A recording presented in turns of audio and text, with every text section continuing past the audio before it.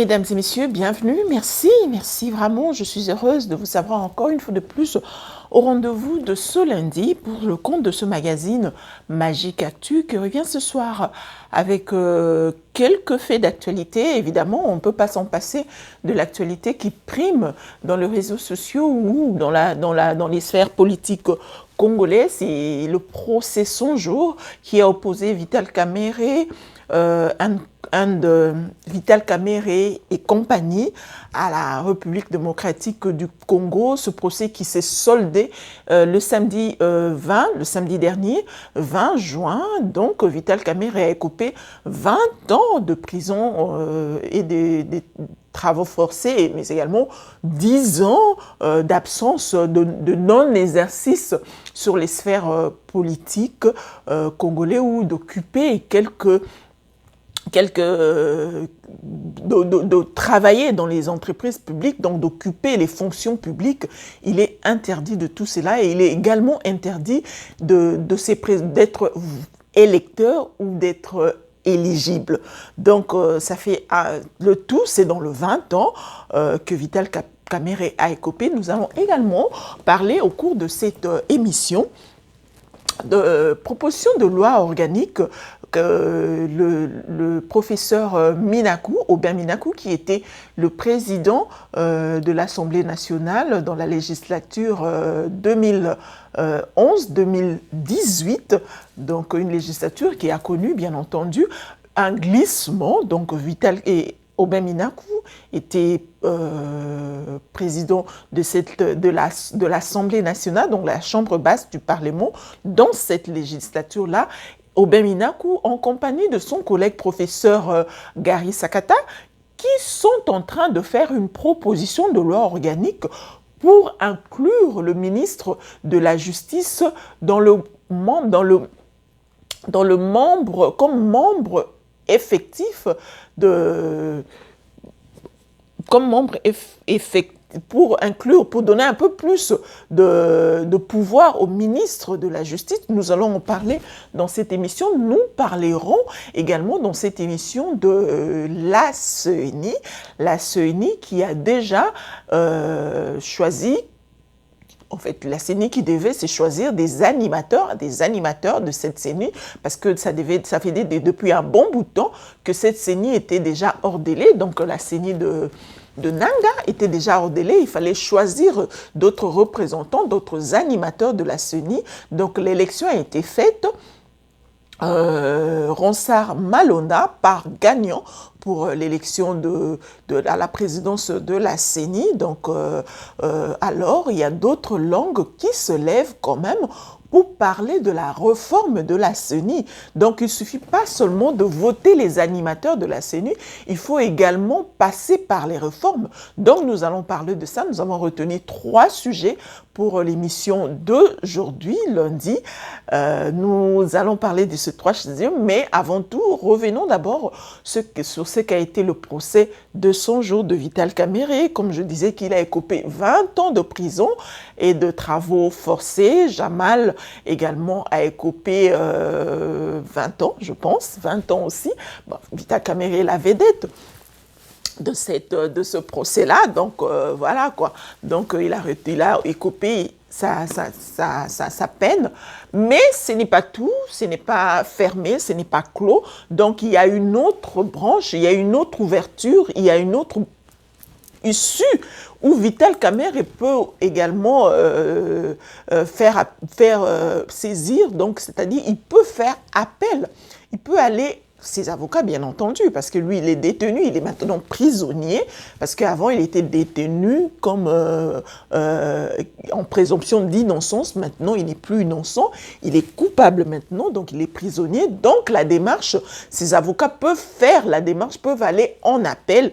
Cet appel, ils ont la marge de 10 jours entre le jour où entre le jour où le verdict a été prononcé, le jour où le verdict est tombé. Et entre le jour où le verdict est tombé et le jour qu'ils vont faire appel, ils ont la marge de 10 jours pour aller en appel. En appel, pourquoi? Pour qu'ils puissent faire entrer une requête en leur faveur pour qu'on puisse revoir revoir la décision du juge, donc le verdict du juge. Si revoir le verdict du juge, ça ne veut pas dire qu'on va enlever tous les 20 ans, donc on va le faire tomber les 20 ans. Non, non, non, non. Ça veut simplement dire qu'on peut voir de quelle manière est-ce qu'on peut alléger la tâche, on peut alléger ces verdicts-là. Ça veut simplement dire ça. Donc, on peut alléger ce verdict-là, mais il a la marge de 10 jours. S'il n'arrive pas à le faire entre les 10 jours qui suivent, ça va être compliqué pour lui. Alors, il y a un autre problème. La Cour constitutionnelle s'était levée en dernière minute, donc un jour avant le verdict, pour demander à ce qu'on puisse transférer le dossier, ce dossier de 100 jours à la Cour constitutionnelle. Il y a eu un tollé terrible dans les réseaux sociaux. Beaucoup ne pensaient même plus qu'il y aurait, que le verdict va tomber le samedi. Et beaucoup pensaient d'ailleurs qu'on va reporter ce procès-là. Mais non, la Cour constitutionnelle se ressaisit par la suite pour dire que elle, la Cour constitutionnelle, c'est-à-dire le président de la Cour constitutionnelle, a écrit au greffier de TGI pour dire que non, qu'il ne puisse pas tenir compte de ce courrier-là, donc il n'était pas au courant non plus, lui le président, c'était un courrier qui a été envoyé, mais que le TGI ne puisse pas tenir compte de ce courrier-là. Ça veut simplement dire que la Cour constitutionnelle s'est finalement retractée. C'est la Cour, c'est l'instance la plus supérieure que je pense que les avocats de Vital Kamerhe avaient saisi cette instance supérieure pour peut-être voir quel genre de manœuvre, pour essayer de se donner à lui, Vital Kamerhe, une petite manœuvre pour pouvoir finalement esquiver au verdict qui devait tomber le samedi et qui est finalement tombé. Mais il y a des tweets, il y a beaucoup de gens qui écrivent actuellement, même aujourd'hui même, j'ai lu le tweet de Debout, Congolais Debout, Dokolo qui parle d'une peine sévère, d'un verdict sévère. Mais c'est le même verdict qui est tombé en Côte d'Ivoire pour Guillaume Soro. Guillaume Soro a été condamné de 20 ans de prison ferme parce qu'il a eu à faire des détournements des deniers publics. C'est vrai, les gens disent que, bon, est-ce qu'on a prouvé que c'est un détournement? On a suivi le procès, tout le monde a suivi le procès en direct. Le ministère public n'a pas su prouver ce détournement. Écoutez, le détournement n'est pas à confondre avec le vol. Le détournement n'est pas non plus à confondre avec l'enrichissement. Le détournement vient du mot détourner, du verbe détourner, et le vol vient du verbe voler. L'enrichissement, c'est tout autre chose. Or, Kamerhe n'a pas été poursuivi pour vol. Il a été poursuivi pour détournement de deniers publics. Corruption, détournement de deniers publics et enrichissement illicite. Alors, quand on parle de la corruption, est-ce qu'on n'a pas constaté au cours de ce procès, heureusement que c'était un procès en direct, est-ce qu'on n'a pas constaté autour de ce procès qu'il y a eu corruption? Parce que dans la corruption, ce qui se passe dans la corruption, c'est le corrompu et le corrupteur qui sont punis. Et puis de la même manière, parce que vous êtes corrompu, vous êtes corrupteur, on vous punit de la même manière que le corrompu. On ne punit pas seulement le corrupteur, on punit également le corrompu. Alors, dans ce dossier-là, le corrupteur et le corrompu, c'est entre Jamal et Kamerhe. Ça, c'est clair. Pour ceux qui a été poursuivi pour corruption, c'était clair. On a vu que c'était ça. Deuxièmement, on parle de détournement. Détournement n'est pas égal à vol. Un vol, on peut facilement prouver que quelqu'un a volé. Moi, je donne peut-être un exemple. Je suis là, il y a quelqu'un qui vient me voir, qui rentre, qui vient me voir, qui essaie de me distraire un peu, et hop, la personne prend mon laptop, il met dans son sac. Je reviens, j'étais peut-être ailleurs, dans la cuisine, etc. Je reviens, je ne retrouve pas mon laptop. On est peut-être à 3, 4, 5 personnes. Et du coup, j'appelle la police qui dit personne ne va sortir. tout le monde va rester dedans, la police bloque l'appartement, bloque la maison, et commence à comment fouiller Batou. À fouiller, à trouver laptop, na sac qui a Moutoumoko. Là, on peut prouver les vols que voilà, laptop, tobane, kolukeza, qu'il kolo, il y a tablette, il y a tabouret, et se retrouver dans sac nao, là, on a prouvé le vol. Mais les détournements, comment voulez-vous qu'on prouve un détournement? On peut prouver un détournement, beaucoup disent que sur la traçabilité.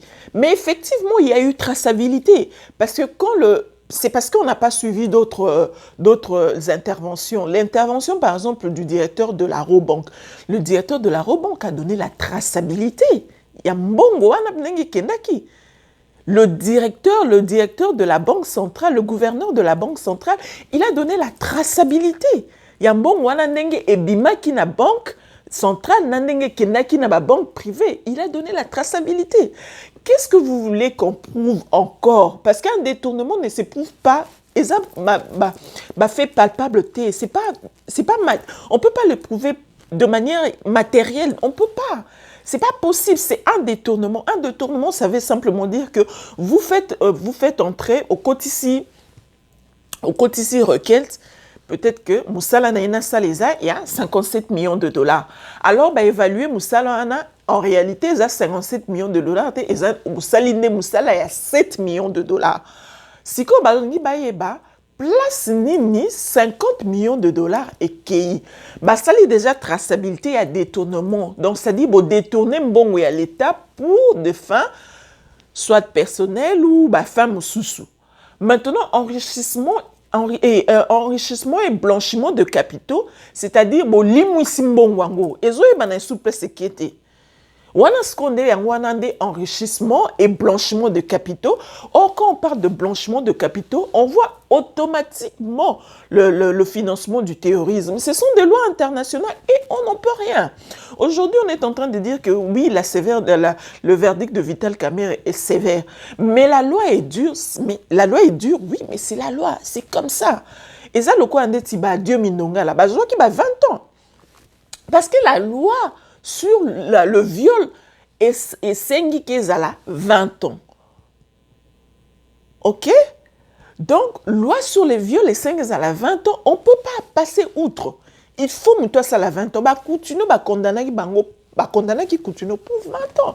Continue a fait 10 ans, quelque chose comme ça, un peu plus de 10 ans. Donc, pour Coutinho, ce n'était pas sévère. Pour Vital Kamerhe et pour Dieu Mindonga, ce n'était pas sévère. C'est simplement pour Vital Kamerhe qui est sévère. Nous sommes trop émotifs, nous les Africains de manière générale. Nous sommes trop émotifs. On prend les histoires trop personnelles. Les cas de Vital Kamerhe et consorts, en termes simples, ça veut simplement dire que Mbongo na yo, 57 millions na yo posant na Mbongo na kati. Parce que okenda resomba Thompson, prix batiaka ya Thompson wana, batiaka na taxe na kati ya prix wana. Donc au fout à taxe sans que ba que fouti taxe. Taxe na onde kendaka na caisse ya l'État. Au sombi elamba, au sombi bonbon, au sombi produits cosmétiques, au sombi n'importe quoi. N'importe quoi. Ici, en Amérique, on sépare séparera prix, il y a vendeur, na taxe à l'État. Mais na bambo cannabis à Congo va séparer prix à vendeur na taxe à l'État. Na prix à vendeur na taxe à l'État, c'est inclus. Ba tchaka on nyos tout na kati. Même ba futara bino ba salaire na bino. Sur tali na relevé na fiche de paye na tu vas voir que ils ont la place au ba kati ba taxe. Bakati ba taxe et puis ba taxe wana nde bazwa kango ba tiango na caisse à l'État yango wana nde ba taxe nyonso na ba régie financière ba mbongo ekotisaka ne salaka en sorte que et comme un budget et constituer budget à l'État et nyolo ba ke na mbongo wana 57 millions mbongo na yo eza na kati bon ce qu'on mutu azui ayibi mbongo na yo obengi peut-être la police ou bien okene na justice ba constater que ye mutayi bimbongo na yo ba kangi ba pesi mbano après yo komoyo kelemawa et comme que non est-ce que Moïbi Zakaraye est-ce que c'est lui qui a commencé est-ce que c'est comme si la police t'arrête en cours de chemin ou un roulage, la police ici, il a roulage peut-être na Kinshasa, a kangio pour une infraction. Yo comment yebisa non la police ou bien mutuaza pembe nao a comment que le mawa comment c'est la police o neni no kangi karaye alors que ba infraction n'est même infraction kangeli ngatala mutu mususu wana pa sala kiango tala non non non non non on doit commencer quelque part. C'est vrai qu'il y a beaucoup à pas faire en République démocratique du Congo, mais on doit commencer quelque part. On doit accepter ça. C'est vrai que c'est dur. Vital Kamerhe, c'est un père de famille. C'est dur. 20 ans, c'est dur. Mais pendant qu'il y a un père de famille, bah père de famille est belé puis bah koufeli bah tout cas quand la situation est reliée bon à l'État wana. Parce que quand vous bouffez l'argent de l'État, bon il y a qui décide de construire peut-être bandako. Et bandako pour les militaires pour les policiers. Si quoi et ça dit que bah construire bandako te bah détourner bon pour de fins personnelles. Batou to ebi na ba kona ba ebi si que batu ba vandara 5-6 familles. 5-6 familles dans Katanda Kumoko, bien 3 familles, j'exagère peut-être 3 familles ou 4 familles dans Katanda Kumoko. Ça veut dire qu'il y aura déjà promiscuité. Donc, les parents bah que sala peut-être parce que les parents doivent vivre leur vie de couple, mais ça peut-être que dans la vie à couple qui sont obligés de vivre, de consommer leur mariage, mais un peu donc comme ils promiscuité éducation et beba et éducation et beba bimali banda okoma kuluna okoma voyou okoma bandit parce que mutu et baby parce que vivre dans une condition très difficile, les parents ne savent pas éduquer les enfants parce que dans des conditions difficiles, ils sont dépourvus de force parce qu'ils ne savent pas mettre les enfants dans des bonnes conditions. Oh, kezali ki azope sape éducation zo quota parce que nous savons tous que les enfants copient plus ce que nous faisons que ce que nous leur disons. Ce que banana bakomi bandi bakomi bakuluna bakomi banene la police nanzela akangiye parce qu'il y a zaki kuluna ou parce qu'il y a yibaki ba betiye ou bien batu basai ba se faire justice ba betiye mwana ana kufi sikoyo era ko kufa wana eza pourquoi eza parce que mbongo ezaki destiné pour na bango peuple congolais, tout le monde a s'encaparer nango à tenir compte que père de famille mususu netiye dans une situation difficile alors que yé a temitali moko mitalika qui père de famille. Ce que mutu a bongo bakangi ebino bokomo bimisa batu mususu. Alors il fallait qu'on commence quelque part. Il faudrait d'abord qu'on arrête d'abord avec les émotions. Si nous voulons réellement construire une nation, que notre pays devienne un État, que ça devienne une nation, il faudrait que tout le monde ait passion, émotion, il faudrait qu'on soit objectif, il faudrait vraiment que tout soit lucide quelquefois. Quelquefois, tout le monde thème. Ça, c'est un volet.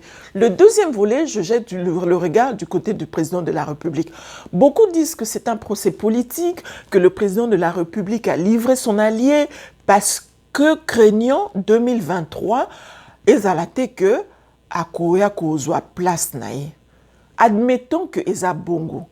Mais qu'est-ce qui vous dit forcément que accord ya Nairobi et kokendeti na 2023? Parce qu'il y a un moment où accord ya Nairobi, en principe, il fallait déjà être tombé caduc. Parce que ce qui se sont dit, les clauses qu'il y a eu dans cet accord, et ça dit que sur terrain, et tournure mususu. Parce que sur terrain, et ça dit que majorité n'a parlementé, donc ça obligé, soit accord est tombé caduc pour revoir accord mususu, ok? Soit salinde proposé chef du cabinet du président de la République, et puis peut-être à la fin du mandat, revoir sali accord mususu. Sali accord mususu, ou alors, parce que les accords se font et se défont. Pas forcément besoin de mettre Vital Kamerhe en prison. Accord peut beaucoup Bobi que non, parce que les accords ça se font et ça se défend. Accord, je ne suis plus d'accord. Je ne veux plus marcher dans cet accord, tout ça là accord mususu. Donc, ce n'est pas forcément ça. Moi, je pense, à mon humble avis, que comme Tshisekedi, à la prise de ses fonctions, il était venu aux États-Unis, il a même dit devant un auditoire de compatriotes congolais il a choisi les États-Unis comme partenaire. Parce qu'il faut repona muninga oya mutamakasi parce que so za na muninga ya mutamakasi batu nyonso babando bango parce que zo mutinga mutamakasi. Alors pour lui muninga ya mutamakasi oya monifaki azwa ezaki États-Unis. Donc il était venu faire des alliances, des accords avec les États-Unis. Parmi ba clause peut-être ba ebisaki peut-être ça peut être vrai. Ba ebisaki il faut na nous abana ko bannir corruption. Il faut qu'il puisse vraiment accueillir sa corruption. C'était vraiment la condition pour qu'on puisse travailler, pour que les États-Unis puissent accompagner le président de la République dans l'exercice et à pouvoir naïe. La plus grande des conditions, c'était bannir la corruption. Et on lui avait même fait la proposition de créer une agence de lutte contre la corruption. La même démarche a été faite avec le président d'Angola, Joao. Voilà pourquoi le président d'Angola, beaucoup ne le reconnaissent plus. Beaucoup l'appellent d'ailleurs que Batobele Babiaza traître et tout ça, parce que celui qui lui a apporté au perchoir, c'était le président de la République sortant qui avait fait de lui son dauphin. Ndiamema qui est dans l'élection, qui a eu pouvoir à commis président de la République d'Angola. Mais quand il a fait l'alliance avec les États-Unis d'Amérique, c'est la même condition qu'on lui a donnée, de bannir la corruption. Or, la principale personne, les principaux corrupteurs et des principaux corrompus, ce sont des régimes dictatoriaux qui se sont mis en place. Parce que des régimes dictatoriaux, comme l'Angola, le régime précédent, c'était un régime dictatorial. À Kinshasa aussi, au Congo, les régimes précédents, c'était un régime dictatorial. Alors, ils étaient basaki vraiment gangrénés dans la corruption. Alors, il faut se défaire de ces personnes-là. Or, avant de se défaire, il faut d'abord voir. Parce qu'avant, il faudrait que tu te serves d'exemple. Alors voilà pourquoi le président de la République, à ce que je sache, à ce que je... selon mon analyse, je pense que le président de la République voulait d'abord commencer par son propre sillage avant d'entamer, parce que cette agence de lutte contre la corruption, elle est déjà mise en place. Le cas Vital Kamerhe, c'est un début, mais ça va continuer. Ça va continuer, on va traquer les gens. Voilà pourquoi il y a déjà de l'agitation du côté du FCC. Babandi Dao Luka, les voies et moyens. Comment casser cet élan? Comment ralentir ou casser carrément cet élan? Voilà pourquoi on rentre automatiquement dans le deuxième sujet. Voilà pourquoi ils sont entrés en concertation, en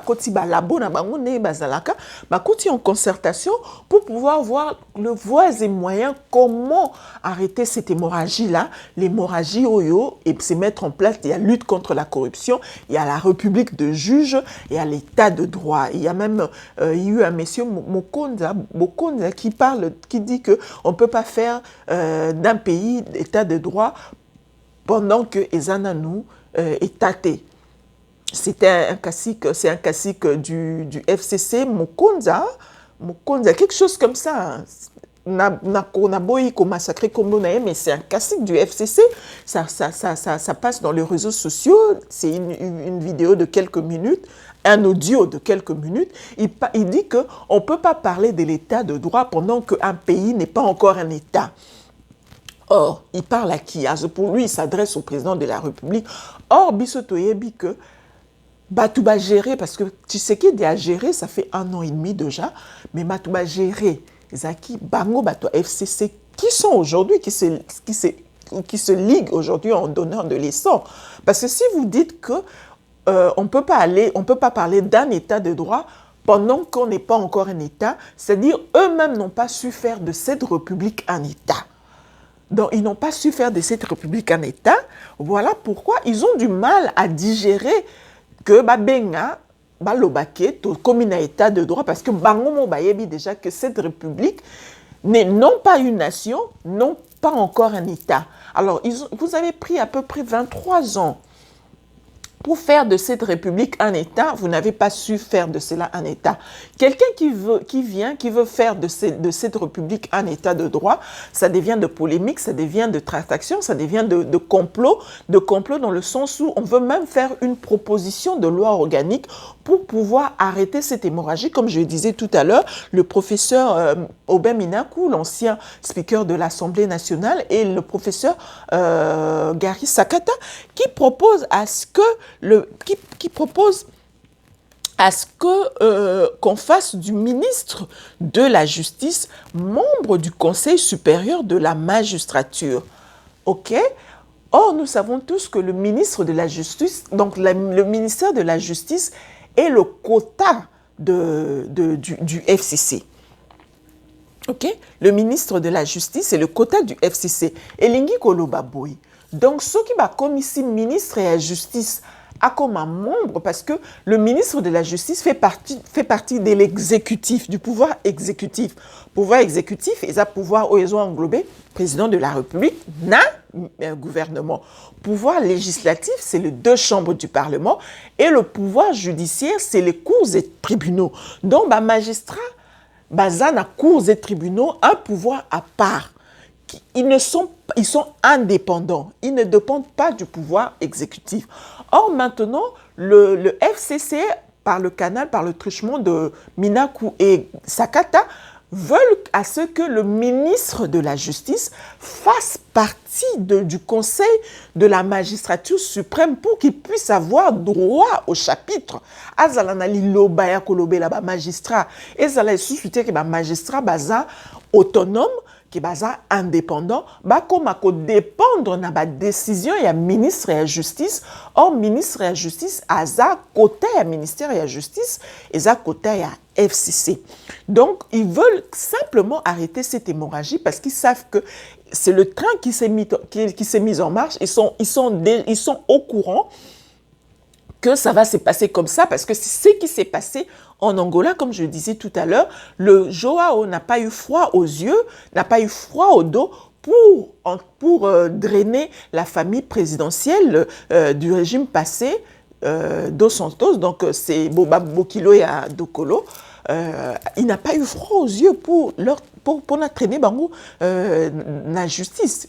Donc, yebi que Tshisekedi aza na lignée wana, aza na logique wana, parce que ce sont des gens qui ont choisi l'Amérique comme partenaire et ils sont encadrés ou peut-être orientés par les États-Unis. Parce que les États-Unis, on a entendu avec Peter Pham, qui est arrivé à Kinshasa et a dit que les États-Unis ne peuvent pas accompagner l'armée congolaise, les forces armées congolaises. Pourquoi? Parce que ces forces armées congolaises, elles sont dirigées par des généraux qui ont été sanctionnés par la communauté internationale.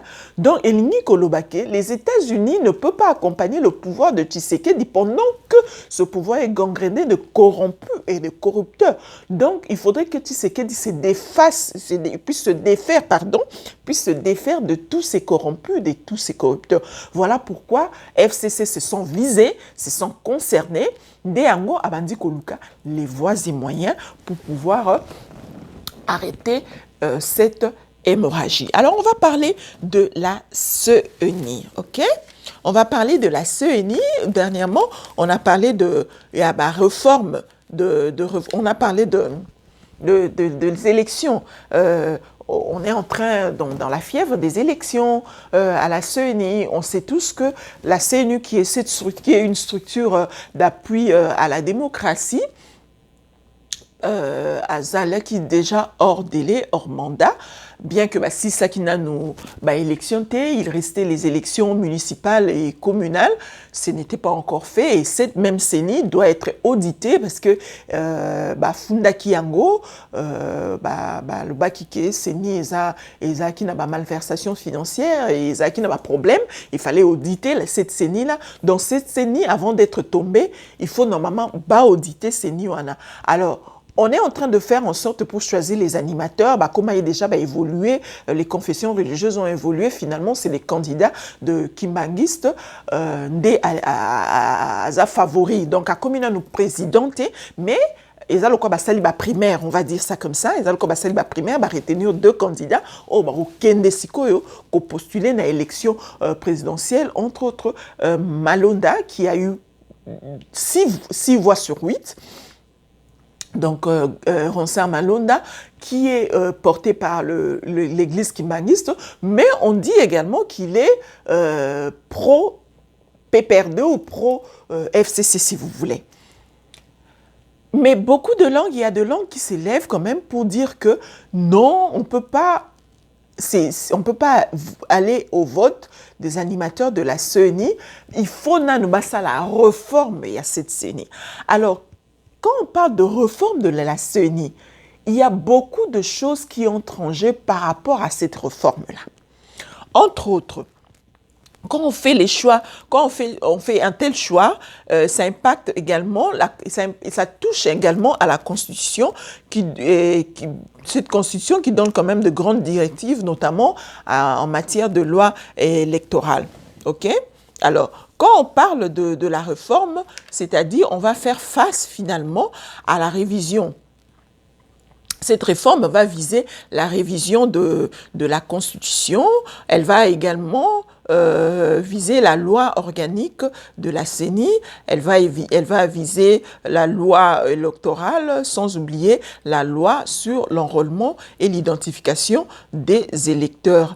Mais également la loi sur la nationalité, la double loi sur le fonctionnement et le financement de partis politiques, ainsi que les lois sur les entités territoriales décentralisées. Ça veut simplement dire que quand on parle de réforme, ce n'est pas aussi facile que ça. Quand on parle de réforme, ça vise tous ces lois-là. Ça vise tous ces lois-là. Donc, ça vise d'abord on va toucher à la Constitution. On va toucher à la Constitution parce que la Constitution, dans la Constitution, on vise la loi on vise la loi sur la matière électorale. Donc, cette réforme va viser beaucoup de choses. Est-ce qu'on est prêt? Est-ce que la République est prête à affronter cela? Parce que qui dit réforme, qui dit loi? Donc, c'est une loi qu'on doit porter à l'Assemblée nationale. Alors, pour porter la loi sur la réforme de la CENI, il faudrait que ce soit un élu national qui le porte à l'Assemblée nationale au perchoir, ou soit le gouvernement, si c'est un élu qui porte cette loi de réforme à l'Assemblée nationale, on va parler du projet de loi. Non, on va parler on va parler on va parler de proposition de loi. Si c'est un élu qui est en train de porter cette loi à l'Assemblée nationale, on va parler de proposition de loi. Mais si c'est le gouvernement qui doit porter cette loi, parce que cette loi, la réforme, oui, on parle de réforme, mais ça ne suffit pas de parler de réforme, mais il faut porter cette loi sur la réforme de la CENI à l'Assemblée nationale. C'est l'Assemblée nationale qui va étudier sur les processus, les voies et moyens, et l'Assemblée nationale va amener ça au Sénat. Sénat et au SAL à le même exercice. Mais pour porter cette loi-là, il faudrait qu'il y ait un élu qui le porte. C'est pas que qu'il faut de réformes comme les confessions religieuses disent qu'il faudrait qu'on fasse de réformes. Et Malamor réforme et ça, mais il faudrait qu'il y ait un élu national qui porte ces réformes à l'Assemblée nationale. Si c'est pas un élu national qui fait cette proposition de loi, c'est le gouvernement qui doit porter cette loi-là au niveau de l'Assemblée nationale. Et si le gouvernement porte cette loi-là au niveau de l'Assemblée nationale, ça veut dire que c'est un projet de loi. Alors, qui dit projet de loi, le gouvernement doit soumettre ce projet de loi à une commission ad hoc qui doit étudier cette proposition de loi-là, ce projet de loi-là. Quand cette commission ad hoc étudie ce projet de loi, les voies et moyens, c'est en ce moment-là que le gouvernement va porter ce projet de loi à l'Assemblée nationale, au Parlement. Et le Parlement va prendre ce projet de loi à côté dans une commission. Généralement, c'est la commission PAJ. des moutous et traiter la matière. Quand la commission PAJ va traiter cette matière-là, à côté nango, après traitement là, étudier ça va passer au vote, etc. Après, kozwango, so l'Assemblée nationale et siliciango, et kozwayango, et tindiango na Sénat. Et le Sénat va également faire le même exercice que l'Assemblée nationale. Donc, ça, la même exercice, donc une deuxième lecture. Une deuxième lecture. Ceux qui vont se mettre d'accord et que bango va conclure, makambo bango Sénat et conclure et ça différent na Assemblée nationale et conclure et que na commission paritaire. Et que na commission paritaire, voilà, c'est déjà et ça va processus et belé milai makasi. Et si on rentre dans cette danse là, ça veut dire que élection déjà et la qui élection et que déjà il y aura un glissement dans les élections. Parce que si on finit par faire le projet, la réforme de la CENI, il faudrait d'abord auditer la CENI qui est sortante et faire la réforme de la CENI, voter les animateurs. Et après ça, il faudrait connaître les financements. Il faudrait choisir le mode de financement des élections en 2023. Il faudrait les choisir maintenant. Parce que si on va aux réformes, on va choisir entre d'abord faire les réformes, faire les élections municipales ou communales ou faire table rase carrément, élection municipale et communale parce que élection et sont les plus importantes parce que la République se gère à la base. Ce sont les élections les plus importantes, mais qui permettent.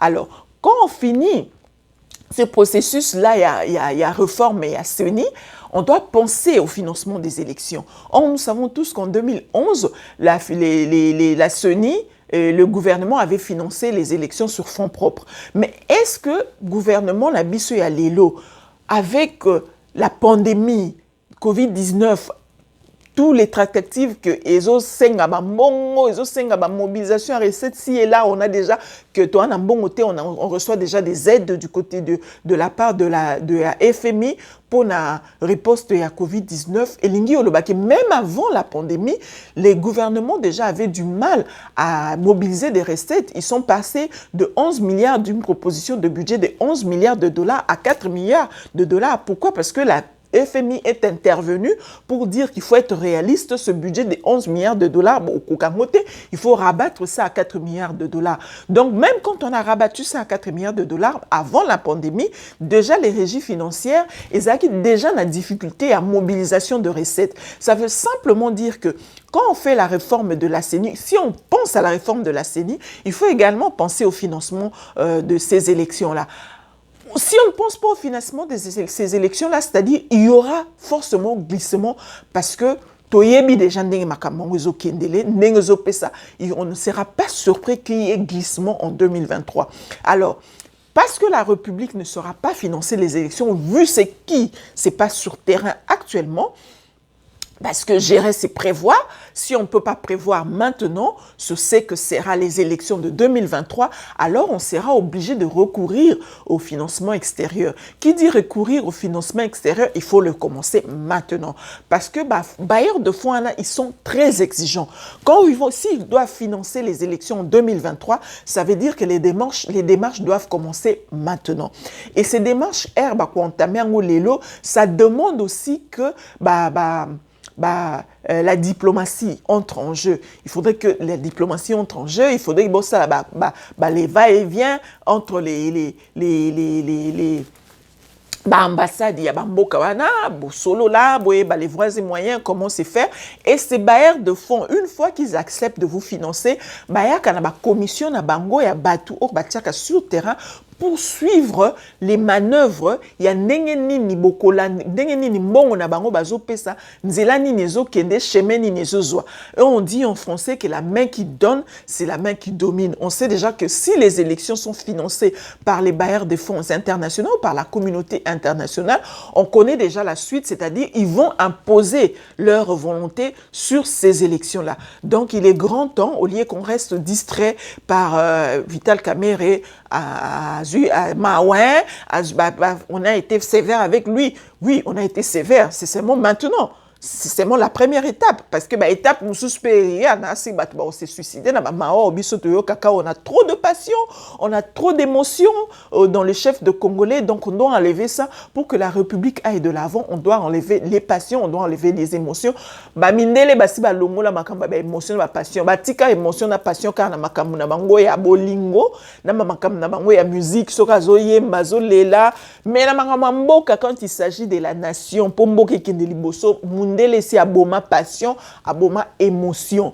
Ici, on considère la corruption déjà ce qui dignitaire ou un représentant de la République ou un dignitaire ou un ministre ou quelqu'un qui travaille pour l'État. Si déjà, aux yeux déjà, sur un cadeau, et ça n'a plus de $50, c'est déjà une forme de corruption. Et tu peux être poursuivi pour cela et on peut te forcer de démissionner.